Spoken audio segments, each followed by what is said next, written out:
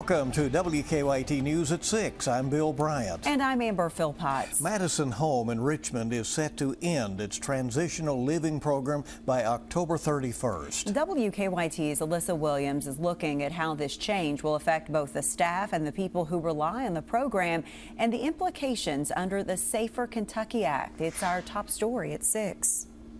The Board of Directors of Madison Home Incorporated has unanimously decided to conclude the transitional living program effective October 31st, 2024.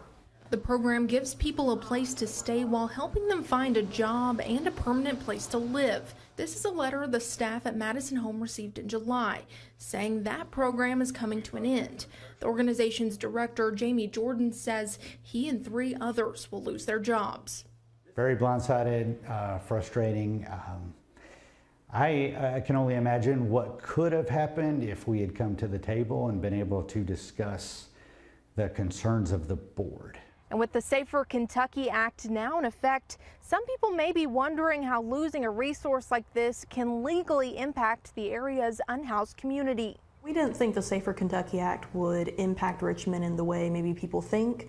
As far as more arrests or anything like that, our officers are always first going to make that initial contact and kind of assess the need of that individual. In a statement, the board says the Safer Kentucky Act solidified their desire to use the building as a daily shelter for those who need it instead of the few who need transitional housing. Jordan says this change will impact the 19 people living in the facility, but they will aim to ensure those folks don't end up on the street again. We have the support of our city government. We have the support of many organizations that are in this battle with us. We will do our best to see that people are placed where they need to be. In Richmond, Alyssa Williams, WKYT.